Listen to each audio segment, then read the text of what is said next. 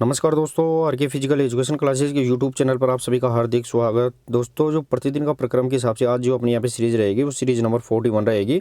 लेकिन चैनल पर पहली बार विजिट कर रहे हैं तो आर के फिजिकल एजुकेशन क्लासेस को आप सब्सक्राइब कर ले और बेल आइकन को प्रेस कर ले ताकि आने वाली क्लासों का नोटिफिकेशन आपको मिलता रहे। दोस्तों, जो अपन ने यहाँ पे 9,999 क्वेश्चन का यहाँ पे प्रक्रम चला रखा उसका पार्ट नंबर 41 रहेगा। और उसको क्लास को शुरू करने से पहले सभी दोस्तों एक बार क्लास को अपने ग्रुपों में शेयर भी कर दें और क्लास को यहाँ पे लाइक कर दें। फिर आप यहाँ पे लगातार क्वेश्चंस को यहाँ पे करते हैं। दोस्तों, आपकी जो तैयारी है उसको और भी शानदार और जानदार बनाने के लिए अपन लगातार यहाँ पे क्लासें ले रहे हैं ताकि आप अपने यहाँ पे टारगेट को प्राप्त कर सके। जो आप क्लास को कंटिन्यू लेते रहे, जुड़े रहे, और जब तक जो क्लासें नहीं लिए तो आपके लिए प्लेलिस्ट बना के चैनल पर डाल दी गई है, वो आप वहाँ पर जाके कंटिन्यू आप अपनी क्लासें यहाँ पे ले सकते हैं। तो क्लास को शेयर और लाइक जरूर कर दें। फिर अपन यहाँ पे आज की प्रश्नोत्तरी यहाँ पे सीरीज नंबर 41 और उसका यहाँ पे क्वेश्चन नंबर यहाँ पे 936 से स्टार्ट रहने वाला है। तो देखिए दोस्तों, यहाँ पे पहला क्वेश्चन रहेगा दोस्तों अपना कि 400 मीटर स्टैंडर्ड ट्रैक में स्ट्रेट की लंबाई कितनी होती है। दोस्तों, यहाँ पे जो 400 मीटर का स्टैंडर्ड ट्रैक होता है उसके अंदर दोस्तों यहाँ पे स्ट्रेट की यहाँ पे क्या होती है, लंबाई कितनी रहने वाली है वो अपने को यहाँ पे बताना है। दोस्तों, स्ट्रेट क्या होती है, तो सीधी रेखा होती है, उसे अपन स्ट्रेट के नाम से जानते हैं। तो ये स्ट्रेट होती है, दो स्ट्रेट, बाद में दोनों यहाँ पे कर्व आ जाते हैं, कर्व आते हैं दोनों तरफ। तो ये स्ट्रेट है, इसकी यहाँ पे लंबाई पूछी गई है, तो ये कितनी होती है, वो भी स्टैंडर्ड ट्रैक की बात कर रहे हैं। दोस्तों, यहाँ पे ट्रैक कितने प्रकार के होते हैं, तो लगभग अगर ट्रैक देखें तो वो उस ट्रैक में स्ट्रेट यहाँ पे 79, 80 और यहाँ पे 84.39, तो ये 3 प्रकार की स्ट्रेट पाई जाती है, 79 मीटर, 80 मीटर और यहाँ पे 84.39। तो यहाँ पे स्टैंडर्ड ट्रैक की बात करें क्वेश्चन नंबर 936 के अंदर, तो सही आंसर रहेगा दोस्तों 84.39 मीटर होती है, यानी 84.39 मीटर है भाई स्ट्रेट होती है, वो स्टैंडर्ड ट्रैक की स्ट्रेट यहाँ पे मानी जाती है।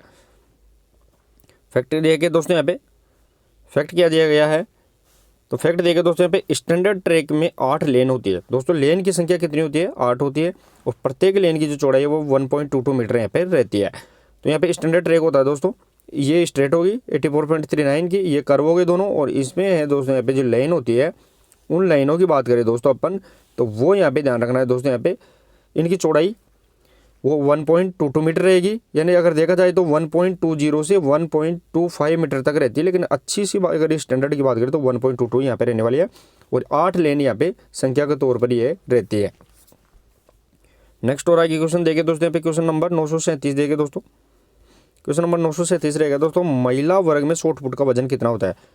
दोस्तों, शॉर्ट पुट की बात कर रहे हैं, गोले की बात कर रहे हैं, तो महिला वर्ग में कितना रहेगा वो अपने को यहाँ पे बताना है। और सभी दोस्त जुड़ जाते हैं, तो जुड़ते ही क्लास को सबसे पहले शेयर और लाइक कर दे दोस्तों, फिर अपन लगातार क्वेश्चंस की तरफ आगे बढ़ते हैं। तो महिला वर्ग में वुमेन्स के अंदर है दोस्तों यहाँ पे शॉर्ट पुट होता है, उसका यहाँ पे वेट कितना है वो बताना है। जो गोला होता है दोस्तों यहाँ पे मेल और वुमेन्स में अलग अलग वेट के रहता है। क्वेश्चन नंबर यहाँ पे 937 और जो सही आंसर रहेगा दोस्तों यहाँ पे वो सही रहने वाला है कि 4 किलोग्राम वुमेन्स के अंदर है, वो यहाँ पे गोले का वजन कितना रहने वाला है, तो 4 किलोग्राम इसका यहाँ पे सही आंसर रहने वाला है। फैक्ट देखिए दोस्तों, यहाँ पे 4 किलोग्राम रहेगा। साथ ही में दोस्तों महिला शॉर्ट पुट का व्यास होता है वो 95 से 110 मिमी होता है। व्यास का मतलब दोस्तों इसका सरकमफ्रेंस है, गोलाई होती है, वो कितनी रहने वाली है, तो वो ध्यान रखना है दोस्तों, यहाँ पे 95 से क्या रहने वाली है 110 यहाँ पे mm है, वो यहाँ पे इसका सरकमफ्रेंस, और साथ ही में इसका 4 kg यहाँ पे वेट रहने वाला है। नेक्स्ट और आगे क्वेश्चन देखे दोस्तों, यहाँ पे क्वेश्चन नंबर 938 रहेगा, पुरुषों के लिए शॉर्ट पुट का वजन कितना रहने वाला है, यानी कि मैन के लिए है दोस्तों यहाँ पे, वो यहाँ पे शॉर्ट पुट का वेट है वो यहाँ पे कितना रहेगा वो अपने यहाँ पे बताना है। 7 किलो, 7,260, 8 kg या फिर 8,260। अभी जस्ट अपन ने देखा दोस्तों यहाँ पे वुमेन्स के लिए देखा है, वुमेन्स के लिए देखा है, तो उसका वेट है वो यहाँ पे कितना था, 4 kg था, 4 किलोग्राम था। लेकिन यहाँ पे मेंस के लिए बात कर रहे हैं, तो वो यहाँ पे शॉर्ट पुट का वेट रहने वाला है क्वेश्चन नंबर 938, और सही आंसर रहेगा दोस्तों यहाँ पे 7 kg 260 ग्राम, वो इसका सही आंसर रहने वाला है। साथ ही में अगर देखें तो 7.260 से ध्यान रखना है 265 ग्राम तक यहाँ पे चला जाता है, तो इसका सही आंसर यहाँ पे 7.260 ग्राम यहाँ पे रहने वाला है।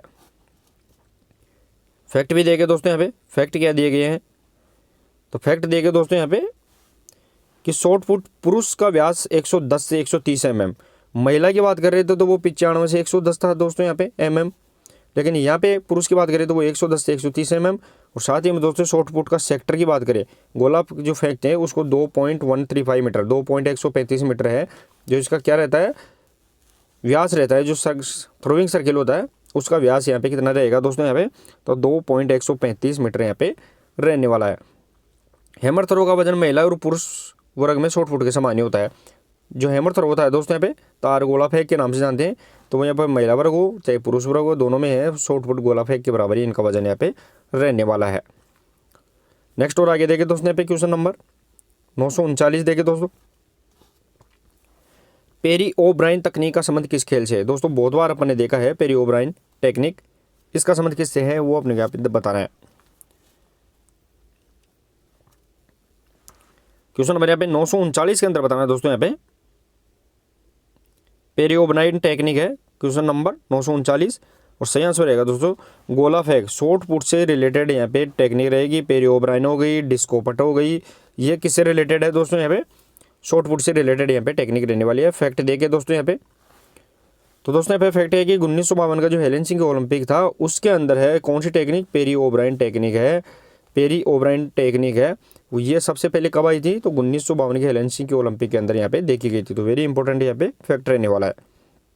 नेक्स्ट और आगे देखे दोस्तों यहाँ पे क्वेश्चन नंबर 940 देखे दोस्तों, लंबी कूद में रनवे की चौड़ाई कितनी होती है। दोस्तों यहाँ पे जो लंबी कूद होती है लॉन्ग जंप के अंदर जो यहाँ पे रनवे होता है दोस्तों उसकी यहाँ पे चौड़ाई यहाँ पे कितनी रहने वाली है वो अपने क्या बताना है।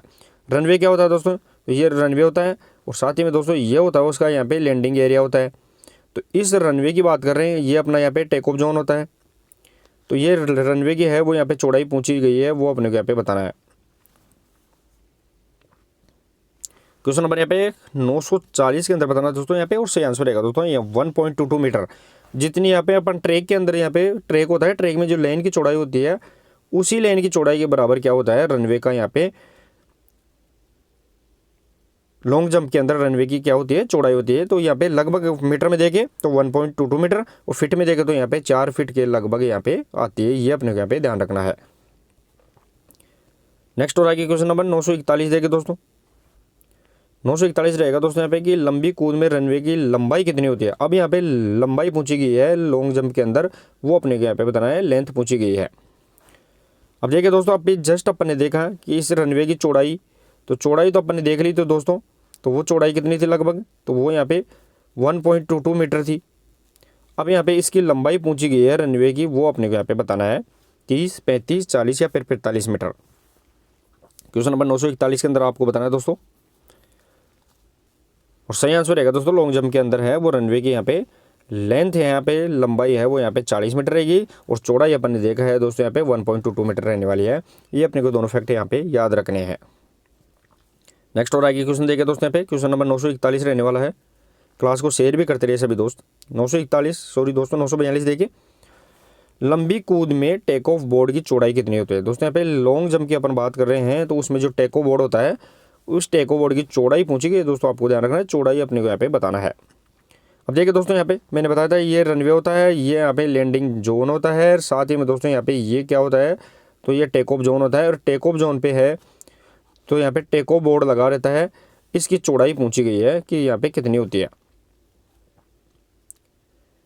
क्वेश्चन नंबर यहाँ पे 942 के अंदर बताना है दोस्तों यहाँ पे, सही आंसर रहेगा दोस्तों कि जो टेक ऑफ बोर्ड होता है उसकी अगर चौड़ाई पूछे दोस्तों यहाँ पे लंबाई पूछे तो लंबाई तो वो अपने यहाँ पे 1.22 मीटर के बराबर ही रहेगी, 1.22 मीटर के बराबर रहेगी। साथ ही में दोस्तों यहाँ पे चौड़ाई पूछे तो यहाँ पे 20 सेंटीमीटर है वो यहाँ पे टेक ऑफ बोर्ड होता है, जिसके ऊपर अपन पैर रखे यहाँ पे जंप लगा के ऊपर कूदते हैं, तो वो यहाँ पे ध्यान रखना है दोस्तों यहाँ पे कि इसकी यहाँ पे चौड़ाई 20 सेंटीमीटर यहाँ पे रहने वाली है। नेक्स्ट और आगे क्वेश्चन नंबर 943 देखे दोस्तों, महिलाओं के लिए तस्तरी जिसे अपन डिस्कस बोलते हैं, डिस्कस का वजन यहाँ पे कितना होता है वो अपने यहाँ पे बताना है। वुमेन्स के लिए बात कर रहे हैं दोस्तों अपन, जो तस्तरी होती है दोस्तों यहाँ पे जिसे अपन किस नाम से डिस्कस के नाम से जानते हैं, उसका यहाँ पे वजन पूछा गया है वो अपने यहाँ पे बताना है। महिलाओं के लिए 1 किलोग्राम, 2 किलोग्राम, 3 या 4 किलोग्राम। क्वेश्चन नंबर 943 के अंदर बताना दोस्तों, और सही आंसर रहेगा दोस्तों यहाँ पे 1 किलोग्राम इसका सही आंसर यहाँ पे रहने वाला है। कि वुमेन्स की अगर बात करें दोस्तों यहाँ पे, तो डिस्कस का वजन है वो यहाँ पे 1 किलोग्राम यहाँ पे रहने वाला है। नेक्स्ट देखिए दोस्तों यहाँ पे फैक्ट भी दिया गया है। तो इसका वुमेन्स में जो डिस्कस होती है उसका 1 किलोग्राम वजन रहेगा। साथ ही में दोस्तों यहाँ पे फैक्ट क्या दिया गया है कि महिलाओं में डिस्कस का जो व्यास होता है, डायमीटर होता है दोस्तों यहाँ पे, वो यहाँ पे 180 से 182 मिमी होता है। डायमीटर जो इसका व्यास पूछा गया है दोस्तों यहाँ पे, ये डायमीटर है वो यहाँ पे 180 से लेके 182 है वो यहाँ पे है यहाँ पे रहने वाला है। ये भी अपने को यहाँ पे फैक्ट याद रखना है। साथ ही में इसका वेट है वो यहाँ पे 1 किलोग्राम यहाँ पे रहेगा। नेक्स्ट और आगे देखिए दोस्तों यहाँ पे क्वेश्चन नंबर 944 देखिए दोस्तों, पुरुषों के लिए तस्तरी जी डिस्कस का वजन है वो कितने रहने वाला है। अभी अपन ने जस्ट मेल के वीमेंस के लिए देखा है, महिलाओं के लिए देखा है कि महिलाओं के लिए 1 किलोग्राम क्या होता है डिस्कस का यहाँ पे वजन रहता है महिलाओं के लिए। साथ ही में इसका यहाँ पे सरकमफ्रांस है वो 180 से लेके यहाँ पे 182 यहाँ पे रहने वाला है। अब अपन यहाँ पे मेंस की बात कर रहे हैं, तो मेंस की बात करें तो दोस्तों यहाँ पे इसका वजन पूछा गया है सबसे पहले क्वेश्चन नंबर 944, और सही आंसर रहेगा दोस्तों 2 किलोग्राम होता है वो मेंस के अंदर क्या रहेगा दोस्तों यहाँ पे डिस्कस का यहाँ पे वेट रहने वाला है। ये अपने को यहाँ पे ध्यान रखना है। फैक्ट देखिए दोस्तों यहाँ पे, तो फैक्ट क्या दिया गया है कि विमेंस में डिस्कस का जो व्यास होता है, डायमीटर होता है दोस्तों यहाँ पे, वो यहाँ पे 219 से लेकर 221 यहाँ पे रहने वाला है। विमेंस के अपन अंदर क्या देखा था, वुमेन्स के अंदर अपन ने 180 से यहाँ पे 182 यहाँ पे देखा था, और यहाँ पे मेल के अंदर पुरुष के अंदर यहाँ पे 219 से 221 यहाँ पे रहने वाला है। साथ ही में इसका 2 kg वेट, और महिलाओं के लिए है वो 1 kg वेट। यहाँ पे दोनों में डिफरेंस अपने को यहाँ पे याद रखना है। नेक्स्ट और आगे क्वेश्चन नंबर देखिए दोस्तों यहाँ पे क्वेश्चन नंबर 945। क्लास को भी शेयर करते रहे सभी दोस्त। डिस्कस थरो सेक्टर का व्यास कितना होता है।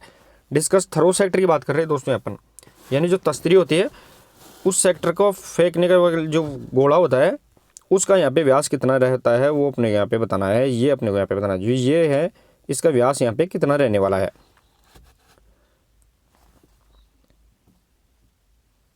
डिस्कस थ्रो की बात कर रहे हैं दोस्तों यहाँ पे, दोस्तों 2.135 से अपन ने देखा था शॉर्ट पुट का व्यास रहेगा। शॉर्ट पुट की बात कर रहे हैं गोला फेंक की। अब यहाँ पे डिस्कस की बात कर रहे हैं क्वेश्चन नंबर 945 के अंदर, तो डिस्कस के अंदर है वो यहाँ पे डायमीटर है, यहाँ पे डायमीटर है वो सरकमफ्रांस है दोस्तों यहाँ पे सेक्टर का यहाँ पे रहने वाला है। तो यहाँ पे डिस्कस के अंदर यहाँ पे डायमीटर रहेगा, और साथ ही में शॉर्ट पुट के अंदर यहाँ पे गोला फेंक के अंदर 2.135 यहाँ पे रहने वाला है। जिवलिन की बात करें दोस्तों अपन, तो यहाँ पे 28.96 है वो इसका सेक्टर कोण यहाँ पे रहने वाला है। तो सभी को अपने को अलग अलग फैक्ट यहाँ पे याद रखने हैं। देखिए दोस्तों फैक्ट क्या दिया गया है, तो फैक्ट दिया गया है कि सर्कल के दोनों तरफ है वो 75 सेंटीमीटर लंबी फाउल लाइन होती है दोनों तरफ। ये अपना क्या है, थ्रोइंग सर्कल है दोस्तों। यहाँ पे ये क्या अपना थ्रोइंग सर्कल है, इसके दोनों तरफ है वो यहाँ पे 75 सेंटीमीटर क्या लगी होती है, फाउल लाइन लगी हुई होती है, जिससे खिलाड़ी यहाँ पे फेंकने के बाद में आगे न जाकर क्या निकलता है, पीछे से निकलता है, इस साइड से वापस से निकल जाता है, आगे नहीं जाता है, नहीं तो फाउल यहाँ पे माना जाता है। नेक्स्ट और आगे देखिए दोस्तों यहाँ पे क्वेश्चन नंबर 946 देखिए। क्वेश्चन नंबर 946 रहेगा दोस्तों यहाँ पे कि डिस्कस थ्रो के लैंडिंग एरिया का कोण कितना होता है। लैंडिंग एरिया की बात कर रहे हैं दोस्तों यहाँ पे, उसका यहाँ पे एंगल यहाँ पे कितना रहने वाला है। सभी दोस्त क्लास में जुड़ जाते हैं तो सभी पहले आते ही क्लास को शेयर कर दे अपने ग्रुप में और लाइक जरूर कर दे। फिर लगातार अपन यहाँ पे क्वेश्चन लेके आ रहे हैं। डिस्कस थ्रो के जो लैंडिंग एरिया की बात कर रहे हैं दोस्तों यहाँ पे, ये तो क्या था, तो ये तो थ्रोइंग सर्किल था डिस्कस थ्रो का, और ये है वो दोस्तों यहाँ पे ये क्या रहेगा, तो ये लैंडिंग सर्किल रहने वाला है। लैंडिंग सर्किल है डिस्कस थ्रो में। तो इसका यहाँ पे सेक्टर का कोण पूछा गया है दोस्तों यहाँ पे, ये कितना यहाँ पे एंगल रहने वाला है, क्वेश्चन नंबर 946 के अंदर बताना है। और सही आंसर रहेगा दोस्तों यहाँ पे वो ध्यान रखना है 34.92 डिग्री, 34.92 डिग्री है वो यहाँ पे वो लैंडिंग एरिया का क्या रहने वाला है, एंगल रहने वाला है, कोण रहने वाला है। ये अपने को यहाँ पे ध्यान रखना है। साथ ही में दोस्तों थ्रोइंग सर्किल है उसका अगर व्यास पूछे तो वो यहाँ पे डिस्कस के अंदर यहाँ पे डायमीटर यहाँ पे रहने वाला है। ये भी अपने को यहाँ पे याद रखना है। नेक्स्ट और आगे क्वेश्चन नंबर 947 देखिए दोस्तों। ओलंपिक में सिंथेटिक ट्रैक का पहली बार प्रयोग कब किया गया था। सिंथेटिक ट्रैक की बात कर रहे हैं दोस्तों, वर्तमान में सिंथेटिक ट्रैक चल रहे हैं, तो वो पहली बार कब प्रयोग किया गया था, 1920, 1924, 1968 या फिर सन 2000।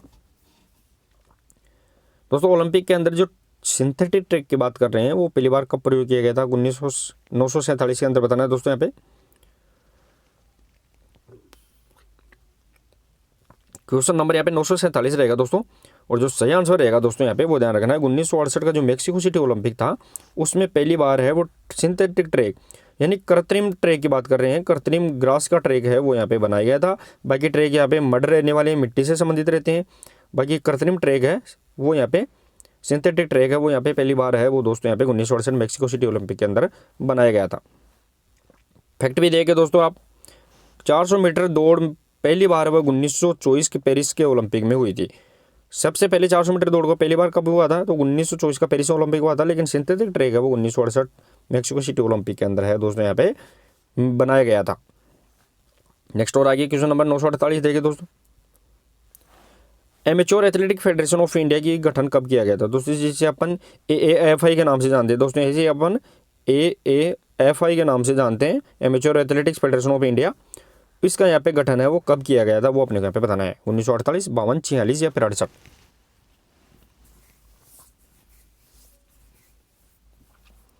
क्वेश्चन नंबर 948 के अंदर बताना है दोस्तों आपको, amateur athletics federation of India की बात कर रहे हैं अपन। और सही आंसर रहेगा दोस्तों यहाँ पे 1946 के अंदर, 1946 के अंदर है वो यहाँ पे amateur athletics federation of India, इसका यहाँ पे गठन किया गया था। फैक्ट भी दिया गया दोस्तों, फैक्ट क्या दिया गया है कि विश्व एथलेटिक्स चैंपियनशिप 1983 में है वो यहाँ पे आयोजित की गई थी। प्रथम विश्व एथलेटिक्स चैंपियनशिप की बात कर रहे हैं अपन, वर्ल्ड एथलेटिक्स चैंपियनशिप पहली वो यहाँ पे 1983 में पहली बार यहाँ पे आयोजित की गई थी। नेक्स्ट और आगे क्वेश्चन नंबर 949 देखे दोस्तों, 949 में रहेगा the race of my life किसकी आत्मकथा है। The race of my life ये किसकी आत्मकथा रहेगी दोस्तों यहाँ पे, PT Usha, Usain Bolt, Milkha Singh या फिर Sunil Chhetri. The race of my life की बात कर रहे हैं दोस्तों अपन। क्वेश्चन नंबर 949 के आंसर बताना है दोस्तों आपको। और सही आंसर रहेगा दोस्तों मिल्खा सिंह है वो यहाँ पे ध्यान रखना है दोस्तों, यहाँ पे the race of my life है वो इसकी आत्मकथा रहेगी। साथ ही में दोस्तों 1900 ध्यान रखना है 60 ओलंपिक के अंदर भी मिल्खा सिंह ने यहाँ पे क्या किया था, पार्टिसिपेट किया था। अब देखिए दोस्तों यहाँ पे नेक्स्ट क्वेश्चन रहने वाला है वो रहेगा क्वेश्चन नंबर 950 देखिए दोस्तों। क्वेश्चन नंबर 950 रहेगा दोस्तों आपकी, स्टैंडर्ड ट्रैक में आदर्श लेन की चौड़ाई कितनी होती है दोस्तों। स्टैंडर्ड ट्रैक जो आदर्श लेन है इसकी चौड़ाई यहाँ पे पूछी गई है वो अपने यहाँ पे बताना है। और मैंने पहले भी बताया था दोस्तों कि ट्रैक होता है, जो ट्रैक होता है दोस्तों इसमें 2 स्ट्रेट होती है, और स्टैंडर्ड ट्रैक के अंदर जो स्ट्रेट होती है वो यहाँ पे 84.39 मीटर की यहाँ पे रहने वाली है। इसके बाद में दोनों कर्व होते हैं और फिर यहाँ पे लाइनें चालू हो जाती है। तो इन लाइन के यहाँ पे चौड़ाई पूछी गई है वो अपने यहाँ पे बताना है कि इस लाइन की यहाँ पे चौड़ाई कितनी है वो अपने यहाँ पे बताना है। क्वेश्चन नंबर यहाँ पे 950 के अंदर बताना दोस्तों। और सही आंसर रहेगा दोस्तों कि जो आदर्श ट्रैक स्टैंडर्ड ट्रैक होता है उसमें जो लेन की चौड़ाई होती है वो 1.22 मीटर यहाँ पे रहने वाली है, फिक्स यहाँ पे ध्यान रखना है। जिसे अपन फिट में देखें तो लगभग यहाँ पे 4 फीट यहाँ पे आ जाती है।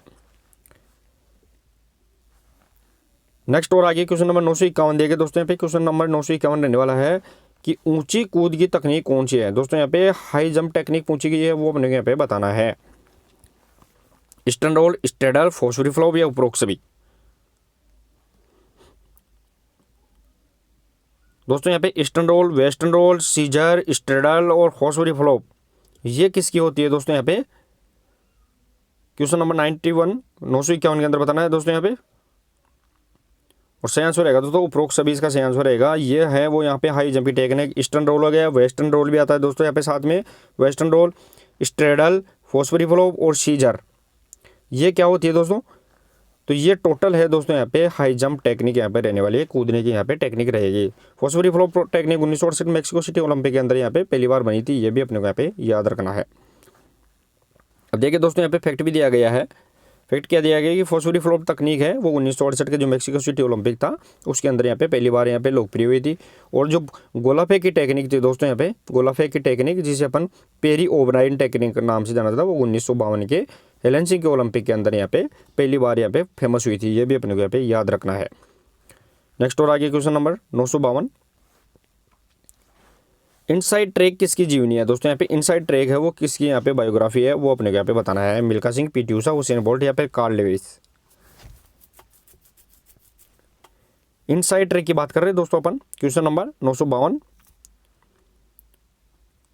और जो सही आंसर रहेगा दोस्तों यहाँ पे क्वेश्चन नंबर 952 का वो ध्यान रखना है दोस्तों। यहाँ पे इनसाइड ट्रैक है वो यहाँ पे कार्ल लेविस, इसके यहाँ पे आत्मकथा बायोग्राफी यहाँ पे रहने वाली है। कार्ल लेविस से रिलेटेड यहाँ पे इनसाइड ट्रैक यहाँ पे बायोग्राफी रहने वाली है।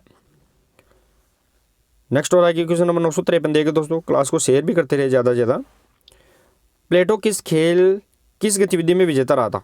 दोस्तों प्लेटो की बात कर रहे हैं तो वो किस गतिविधि में यहाँ पे विजेता रहा था वो अपने को बताना है क्वेश्चन नंबर 953 के अंदर। दोस्तों जो यूनान का काल था, जिसमें पहला यहाँ पे होमर काल, दूसरा स्पार्टा, फिर पूर्व एथेंस, उत्तर एथेंस। तो उत्तर एथेंस काल के अंदर दोस्तों यहाँ पे क्या किया गया था? प्लेटो ने है खेलों के अंदर भाग लिया था उत्तर एथेंस काल के अंदर।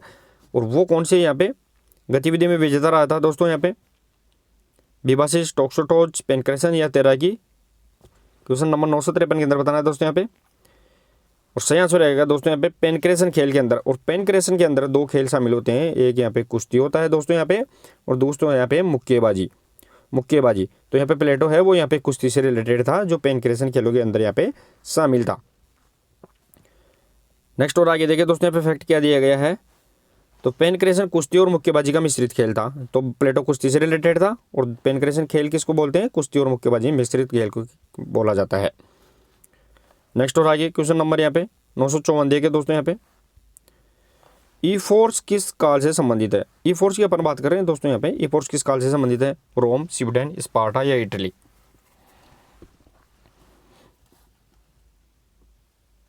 क्वेश्चन नंबर 954 के अंदर बताना दोस्तों यहाँ पे। तो ई फोर्स में क्या था दोस्तों यहाँ पे? सैनिकों की टुकड़ी को, जो सैनिकों की टुकड़ी होती दोस्तों, उस टुकड़ी को अपन किस नाम से जानते हैं दोस्तों यहाँ पे? ई फोर्स। तो यहाँ पे स्पार्टा काल से रिलेटेड यहाँ पे ऑप्शन नंबर सी इसका सही आंसर रहेगा कि स्पार्टा के अंदर दोस्तों यहाँ पे ई फोर्स है वो यहाँ पे सैनिकों की टुकड़ी कहलाती थी। देखिए दोस्तों यहाँ पे फैक्ट भी दिए गए हैं, इंपॉर्टेंट फैक्ट, वेरी इंपॉर्टेंट रहेंगे दोस्तों यहाँ पे। तो यहाँ पे पहला फैक्ट है दोस्तों यहाँ पे, स्पार्टा में राज्य द्वारा नियुक्त अधिकारी है वो यहाँ पे ई फोर्स कहा जाता था। ई फोर्स है वो यहाँ पे राज्य द्वारा अधिकारी, नियुक्त अधिकारी, जिससे सैनिकों की टुकड़ी संभाली जाती थी। साथ ही में दोस्तों यहाँ पे स्पार्टा में शिक्षा प्रणाली को एगोग कहा जाता था, जिसको क्रमबद्ध शिक्षा प्रणाली एगोग, और सैनिक नृत्यों को हुआ है यहाँ पे पारेहिक कहा जाता था, और जिम्नास्टिक नृत्य को हुआ यहाँ पे विभासिस कहा जाता था। ये वेरी वेरी इंपॉर्टेंट है, ये अपने को यहाँ पे फैक्ट याद रखने हैं। चलिए दोस्तों नेक्स्ट अपना जो क्वेश्चन रहने वाला है वो रहेगा यहाँ पे क्वेश्चन नंबर 955 देखिए दोस्तों। क्वेश्चन नंबर 955 रहेगा अपना, खेलों का स्वर्ण काल किसे कहा जाता है? दोस्तों विच काल गोल्डन एज ऑफ यहाँ पे गेम्स रहने वाला है वो अपने यहाँ पे बताना है। खेलों का स्वर्ण काल है वो किस काल को कहते हैं? यूनान का स्वर्ण काल किस काल को कहते हैं वो भी आपने को बताना है। तो यहाँ पे खेलों का स्वर्ण काल किस, क्वेश्चन नंबर 955 सही आंसर दोस्तों यहाँ पे यूनान को अपन यहाँ पे खेलों का स्वर्ण काल के नाम से जानते हैं। वेरी वेरी इंपॉर्टेंट यहाँ पे रहने वाला है। नेक्स्ट और आगे क्वेश्चन नंबर 956 देखिए दोस्तों यहाँ पे। क्वेश्चन नंबर 956 रहेगा दोस्तों यहाँ पे कि यूनान का स्वर्ण काल किसे कहा जाता है वो अपने यहाँ पे बताना है। यूनान का स्वर्ण काल की बात करें दोस्तों अपन क्वेश्चन नंबर 956 के अंदर। दोस्तों अभी अपन देखा है कि खेलों का स्वर्ण काल, खेलों का गोल्डन पीरियड है, स्वर्ण काल है, वो यहाँ पे किसे जाना जाता था? तो वो यहाँ पे यूनान को जाना जाता था। लेकिन अब यूनान का स्वर्ण काल पूछ लिया गया है, तो वो किसे कहा जाएगा दोस्तों यहाँ पे? पूर्व एथेंस, उत्तर एथेंस, स्पार्टा या होमर काल? क्वेश्चन नंबर 956 और सही आंसर रहेगा दोस्तों जो उत्तर एथेंस या पोस्ट एथेंस या लेटरल एथेंस पीरियड है, उसे अपन किस नाम से जानते हैं दोस्तों? यहाँ पे यूनान के स्वर्ण काल के नाम से जाना जाता है। जो यहाँ पे लगभग यहाँ पे दोस्तों क्या दार्शनिक, यहाँ पे ज़्यादातर दार्शनिक है, उनका यहाँ पे काल भी, इतिहास भी शुरू हो चुका था। फैक्ट भी दिए गए दोस्तों यहाँ पे, फैक्ट क्या दिए गए हैं? तो फैक्ट दिए गए दोस्तों यहाँ पे यूनान के गुरु जो कवि होमर थे। यूनान के गुरु कौन थे दोस्तों? तो यहाँ पे होमर थे। और होमर के दो यहाँ पे महाकाव्य थे, एक इलियड था और दूसरा यहाँ पे ओडिसी था। ये भी अपने को यहाँ पे याद रखना है। होमर काल में जो शिक्षा के दो प्रकार थे, एक मैन ऑफ एक्शन और एक यहाँ पे मैन ऑफ विजडम।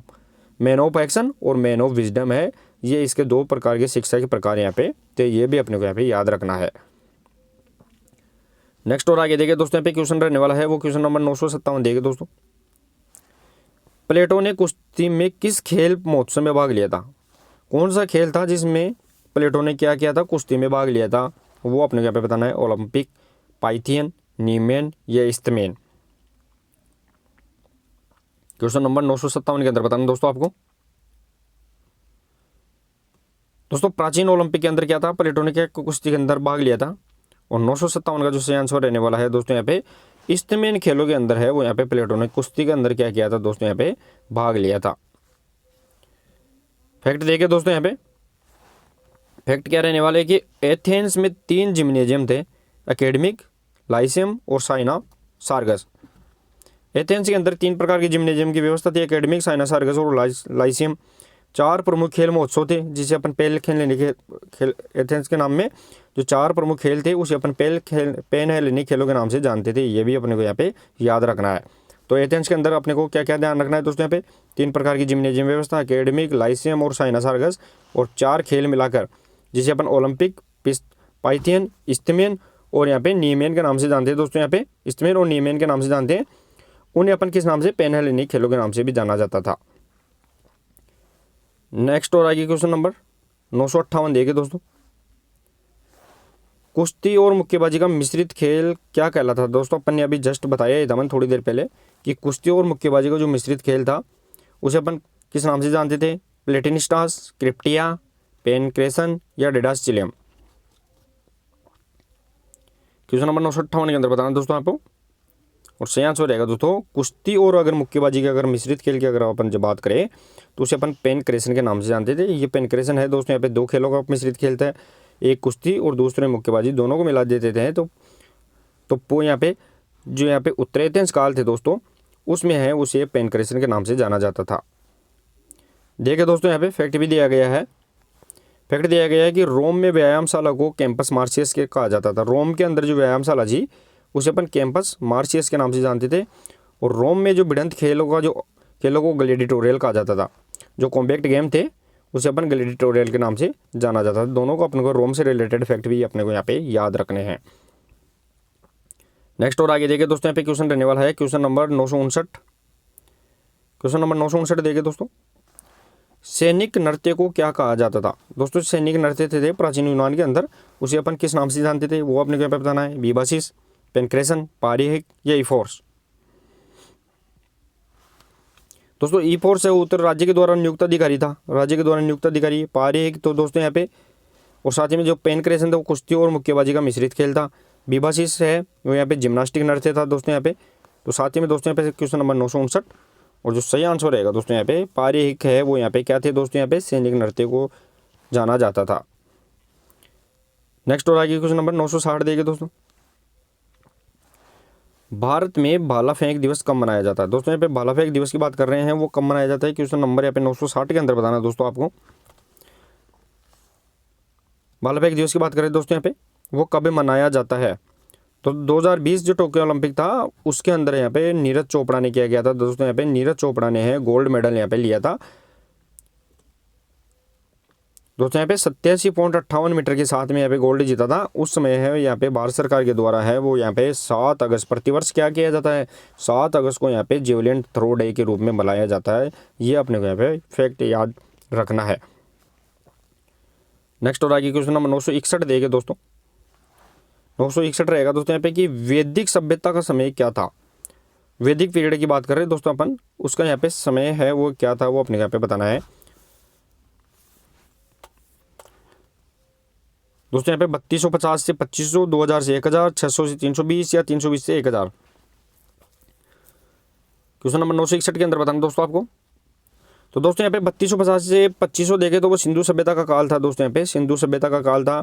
साथ ही में दोस्तों यहाँ पे वैदिक सभ्यता की बात करें तो वो 2000 से 1000 ईसा पूर्व, 2000 से 1000 ईसा पूर्व है वो यहाँ पे वैदिक सभ्यता का काल था। 600 से 320 में है वो यहाँ पे पूर्व हिंदू काल था। ये भी अपने को यहाँ पे याद रखना है। अब देखिए दोस्तों यहाँ पे टाइम पीरियड दिया गया है तो वैदिक सभ्यता 2000 से 1000 ईसा पूर्व रहेगी। साथ ही में दोस्तों यहाँ पे मैंने बताया है कि सिंधु सभ्यता का काल कितना था, 3250 से 2500 ईसा पूर्व सिंधु सभ्यता। वैदिक सभ्यता थी वो 2500 से 600 BC। यहाँ पे दोस्तों यहाँ पे 2500 से क्या है दोस्तों यहाँ पे अकॉर्डिंग टू ऑप्शन देखें तो दोस्तों यहाँ पे 2000 से 1000 रहने वाला है। वैसे वैदिक सभ्यता की बात करें तो यहाँ पे 2500 से 600 ईसा पूर्व भी है। ये भी अपने को यहाँ पे ध्यान रखना है। महाकाव्य काल है वो 1000 से 600 ईसा पूर्व रहेगा। और साथ ही में दोस्तों यहाँ पे ऐतिहासिक काल वो 600 से क्या रहेगा 300 ईसा पूर्व यहाँ पे रहने वाला है। तो अपने को ये अलग अलग यहाँ पे याद रखना है। नेक्स्ट और आगे देखिए दोस्तों यहाँ पे क्वेश्चन नंबर 962 देखिए। क्वेश्चन नंबर 962 रहेगा दोस्तों अपना कि चतुरंग खेल के प्रमाण किस काल में मिलते हैं। चतुरंग की बात कर रहे हैं दोस्तों अपन। जिसे वर्तमान में देखें तो उसे शतरंज के तौर पर भी देख सकते हैं, वर्तमान में से अपन शतरंज के तौर पर भी देखते हैं। तो चतुरंग खेल के प्रमाण किस काल में मिलते हैं? उत्तर हिंदू काल, पूर्व हिंदू काल, मध्यकाल या सिंधु घाटी काल। क्वेश्चन नंबर 962 की बात कर रहे हैं दोस्तों अपन, और सही आंसर रहेगा दोस्तों यहाँ पे पूर्व हिंदू काल है। दोस्तों यहाँ पे अर्ली हिंदू पीरियड है। पूर्व हिंदू काल के अंदर क्या रहेगा दोस्तों यहाँ पे चतुरंग खेल के यहाँ पे जिसे वर्तमान में शतरंज के नाम से जानते हैं वो यहाँ पे प्रमाण मिलते हैं। नेक्स्ट और आगे क्वेश्चन देखें दोस्तों यहाँ पे क्वेश्चन नंबर 963 रहने वाला है। लिंग्याड खेलों का आयोजन किस देश में किया जाता था? लिंग्याड खेलों की बात कर रहे हैं दोस्तों अपन। इनका आयोजन डेनमार्क, एथेंस, स्वीडन या मिस्र। दोस्तों लिंग्याड खेल किसके आदमी में किए जाते थे? तो पर हेनरिक लिंग की याद में इनको क्या किया जाता था दोस्तों यहाँ पे आयोजन किया जाता था। तो क्वेश्चन नंबर यहाँ पे 963 और जो सही आंसर रहेगा दोस्तों स्वीडन के अंदर है। यहाँ पे लिंग्याड खेलों का आयोजन किया जाता था जो पर हेनरिक लिंग की स्मृति में यहाँ पे आयोजित किए गए थे, जिसमें प्रथम लिंग्याड खेल यहाँ पे 1939 और सेकंड लिंग्याड खेल 1949 के अंदर यहाँ पे आयोजित किए गए थे। अब देखिए दोस्तों यहाँ पे तो स्वीडन में है वो यहाँ पे लिंग्याड खेलों इन खेलों का आयोजन पर हेनरिक लिंग की स्मृति में किया जाता था। और प्रथम लिंग्याड खेल है वो 1939, द्वितीय लिंग्याड खेल है वो 1949 के अंदर आयोजित किए गए थे। ये भी अपने को यहाँ पे फैक्ट याद रखना है। नेक्स्ट और आगे देखिए दोस्तों यहाँ पे क्वेश्चन नंबर 964 देखिए। क्वेश्चन नंबर 964 रहने वाला है कि अनुभव और दक्षता की प्राप्ति किस दर्शन का मूल मंत्र है? अनुभव और दक्षता यानी एक्सपीरियंस और एफिशिएंसी की बात कर रहे हैं अपन दोस्तों। ये किस यहाँ पे दर्शन का यहाँ पे मूल मंत्र रहेगा? आदर्शवाद, यथार्थवाद, प्रयोजनवाद और प्रकृतिवाद।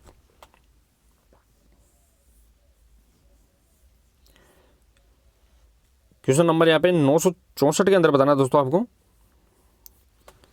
कि अनुभव और दक्षता की प्राप्ति है दोस्तों यहाँ पे कौन से दर्शन से संबंधित रहेगी? क्वेश्चन नंबर 964 से आंसर रहेगा दोस्तों यहाँ पे प्रयोजनवाद रहने वाला है, जिसका यहाँ पे जनक है वो यहाँ पे जॉन डीवी। दोस्तों यहाँ पे प्रयोजनवाद के जॉन डीवी है वो इसका यहाँ पे जनक भी यहाँ पे रहने वाला है।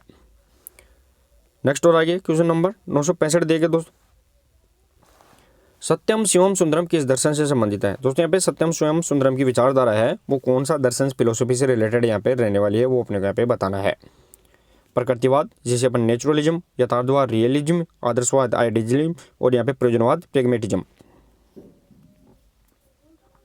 सत्यम शिवम सुंदरम की बात कर रहे हैं दोस्तों यहाँ पे क्वेश्चन नंबर यहाँ पे 965 के अंदर बताना दोस्तों यहाँ पे, और सही आंसर रहेगा दोस्तों सत्यम शिवम सुंदरम की विचारधारा है वो यहाँ पे आदर्शवाद से रिलेटेड रहेगी, यानी आइडियलिज्म से रिलेटेड रहेगी। ये अपने यहाँ पे आदर्शवाद की झलक है वो यहाँ पे कौन रहेगा दोस्तों? यहाँ पे प्लेटो यहाँ पे रहने वाले हैं। नेक्स्ट और आगे क्वेश्चन नंबर 966 देखिए दोस्तों। BMI कितने प्रतिशत से अधिक होने पर मोटापा कहलाता है? BMI की बात कर रहे हैं वो कितने परसेंट से अधिक होने पर ओबेसिटी के तौर पर माना जाता है दोस्तों। और दोस्तों यहाँ पे BMI की अगर बात करें, BMI जिसे बॉडी मास इंडेक्स के रूप में जानते हैं, उसका फॉर्मूला देखें तो अपना वजन मास है वो किसके अंदर? किलोग्राम के अंदर रहेगा। और अपनी हाइट होती है दोस्तों यहाँ पे वो हाइट क्या रहेगी? मीटर स्क्वायर के अंदर यहाँ पे रहने वाली है। तो अगर इस फॉर्मूले के अंदर रखे और वो अपनी वेट के अकॉर्डिंग यहाँ पे क्वेश्चन नंबर 966 के अंदर ध्यान रखना है दोस्तों, वो अगर देखा जाए तो अगर वो यहाँ पे 30% से अगर ऊपर अगर आ जाती है तो वो यहाँ पे ओबेसिटी मोटापे के रूप में यहाँ पे मानी जाती है। तो BMI है वो दोस्तों आपको बता दूं मैं, BMI कितना परसेंट? 30% से अगर अधिक आ जाती है तो यहाँ पे क्या रहेगा दोस्तों? मोटापा माना जाता है। नेक्स्ट और आगे क्वेश्चन नंबर 967 देखिए दोस्तों। आइसोमेट्रिक व्यायाम किसने विकसित किया था? दोस्तों यहाँ पे आइसोमेट्रिक की बात कर रहे हैं वो किसके द्वारा यहाँ पे विकसित किया गया था? आइसोमेट्रिक जिसे अपन स्थिर व्यायाम के नाम से जानते हैं दोस्तों, यहाँ पे इसे अपन स्थिर व्यायाम भी कहते हैं। आइसोमेट्रिक व्यायाम को स्थिर व्यायाम भी कहते हैं। इसमें मांसपेशियों की लंबाई होती है। जैसे दोस्तों मान लो कोई दीवार है और दीवार के ऊपर कोई धक्का लगा रहा है इस दीवार के, तो वो क्या कहलाएगा? स्थिर व्यायाम कहलाएगा। तो आइसोमेट्रिक व्यायाम की विकसित किया गया था दोस्तों पे एटिंगर एंड मूलर, बॉटम, एडलर या पेरिन। क्वेश्चन नंबर यहाँ पे 967 के अंदर बताना है दोस्तों यहाँ पे, और सही आंसर रहेगा दोस्तों हेटिंगर और मूलर के द्वारा यहाँ पे क्या किया गया था, आइसोमेट्रिक या स्थिर व्यायाम है उसको यहाँ पे विकसित किया गया था। ये इसका सही आंसर यहाँ पे रहने वाला है। नेक्स्ट और आगे क्वेश्चन नंबर 968 देखिए दोस्तों यहाँ पे, ट्रांसवर्स प्लेन। दोस्तों यहाँ पे ट्रांसवर्स प्लेन किसे कहा जाता है वो अपने यहाँ पे बताना है। दोस्तों यहाँ पे एक अपनी जो जॉइंट्स होते हैं, इन जॉइंट्स के ऊपर यहाँ पे गति करवाने के लिए अपन क्या होते हैं दोस्तों यहाँ पे एक्स और प्लेन यहाँ पे अपनी बॉडी के अंदर यहाँ पे रहते हैं। तो एक्स यहाँ पे, एक्स के समानांतर एक यहाँ पे क्या रहता है, प्लेन रहता है। तो प्लेन अपने शरीर को डिवाइडेशन करता है और एक्स है वो यहाँ पे मूवमेंट कराता है। तो ट्रांसफर प्लेन की बात कर रहे हैं दोस्तों अपन, तो उस प्लेन किसे कहा जाता है। क्वेश्चन नंबर यहाँ पे 968, और जो सही आंसर रहेगा दोस्तों यहाँ पे वो ध्यान रखना है, हॉरिजॉन्टल प्लेन को अपन ट्रांसवर्स प्लेन के नाम से जानते हैं। और इसके परपेंडिकुलर यानी इसके समानांतर है वो एक्स कौन सा आता है, तो वो यहाँ पे वर्टिकल एक्स आता है। और इसके अंदर यहाँ पे रोटेटरी क्रियाएं, घूर्णन क्रियाएं यहाँ पे होती है, ये अपने को यहाँ पे याद रखना है। अब देखिए दोस्तों यहाँ पे फैक्ट भी दिया गया है। फैक्ट क्या दिया गया, शरीर को ऊपर से नीचे दो भागों में बांटने वाला क्या रहेगा, प्लेन है वो यहाँ पे ट्रांसफर प्लेन, जिसे हॉरिजॉन्टल प्लेन भी कहते हैं। जैसे अपना शरीर है, ये अपनी बॉडी है और इस बॉडी में ये अपने हाथ है, तो यहाँ पे आधा शरीर है वो ऊपर रह जाएगा और आधा शरीर है वो नीचे रह जाएगा। तो ये बीच में से डिवाइड करने वाला यहाँ पे है हॉरिजॉन्टल या ट्रांसफर प्लेन, और इसके समानांतर ऊपर से नीचे top to bottom to top है यहाँ पे एक्स यहाँ पे इसके अंदर यहाँ पे आता है। इसमें घूमने वाली के लिए रोटेशनल मोशन यहाँ पे होती है। नेक्स्ट और आगे क्वेश्चन नंबर 969 देखिए दोस्तों यहाँ पे,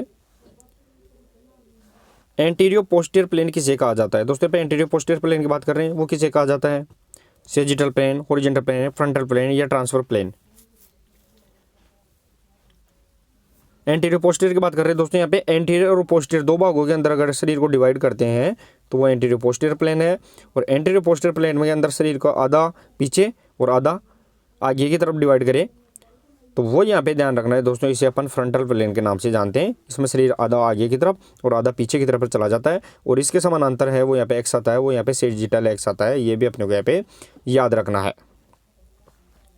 अब देखिए दोस्तों यहाँ पे, तो फ्रंटल प्लेन रहेगा, साथ ही में दोस्तों शरीर को आगे और पीछे दो भागों में बांटता है, उसे अपन किस नाम से जानते हैं दोस्तों यहाँ पे, एंटीरियर पोस्टीरियर प्लेन के नाम से जानते हैं। इसमें शरीर क्या हो जाता है, दाएँ और बाएँ गति करता है। इसमें मूवमेंट क्या होता है दोस्तों यहाँ पे, दाएं और बाएं इसके अंदर यहाँ पे लेफ्ट एंड राइट इसमें मूवमेंट यहाँ पे रहने वाला है। नेक्स्ट और आगे क्वेश्चन नंबर 970 देखिए दोस्तों, पेडलर शब्द किस खेल से संबंधित है। दोस्तों पेडलर शब्द है वो किस खेल से संबंधित है वो अपने को यहाँ पे बताना है, क्रिकेट, शतरंज, टेबल टेनिस या जूडो। पेडलर्स की बात कर रहे हैं दोस्तों अपन, पेडलर शब्द किस खेल से संबंधित है। क्वेश्चन नंबर यहाँ पे रहने वाला है दोस्तों यहाँ पे, वो यहाँ पे 970 और सही आंसर रहेगा दोस्तों टीटी, टेबल टेनिस है वो यहाँ पे पेडलर शब्द इसमें शामिल किया जाता है। फैक्ट भी दिए गए दोस्तों, फैक्ट क्या दिए गए हैं, तो पेडलर है वो टीटी के अंदर रहेगा। साथ ही में दोस्तों अंतर्राष्ट्रीय टेबल टेनिस संघ जिसे ITTF के नाम से जानते हैं 1926 में स्थापना हुई, और भारतीय टेबल टेनिस संघ है उसकी स्थापना 1938 में हुई। मुख्यालय है वो अंतर्राष्ट्रीय टेबल संघ लाजियन यहाँ पे रहने वाला है। ये भी अपने को यहाँ पे फैक्ट याद रखना है। तो भारतीय टेबल टेनिस 1938 और यहाँ पे अंतर्राष्ट्रीय टेबल टेनिस है वो 1926 यहाँ पे रहने वाला है। तो चलिए दोस्तों, ये लगभग अपन ने यहाँ पे आज के क्वेश्चन यहाँ पे 30 से 35 क्वेश्चन अपन ने सिलेक्ट किए थे। कितना स्कोर आप कर पाए हैं वो जरूर बताइए। क्लास कैसी लगी वो भी कमेंट करके बताइए। क्लास अच्छी लगी तो क्लास को शेयर और लाइक जरूर करना है। जल्दी अपन मॉर्निंग सेशन के अंदर यहाँ पे थ्योरी की क्लास भी स्टार्ट करने वाले हैं दोस्तों। आप निश्चिंत रहिए इस मामले में, तो आप चिंतित ना हो। गुड फैक्ट, बिल्कुल फैक्ट टू फैक्ट दोस्तों मैं आपको बता दूं, थ्योरी के अंदर है यहाँ पे फैक्ट टू फैक्ट ही है अपन क्लास लेंगे। वो यहाँ पे बातें बताई जाएगी जो आपको सीधी सीधे एग्जाम से रिलेटेड यहाँ पे पूछी जाने वाली होती है। तो मिलते हैं दोस्तों कल एक नेक्स्ट और इम्पोर्टेंट प्रश्न उत्तरी के साथ। तब तक के लिए धन्यवाद। Thank you so much.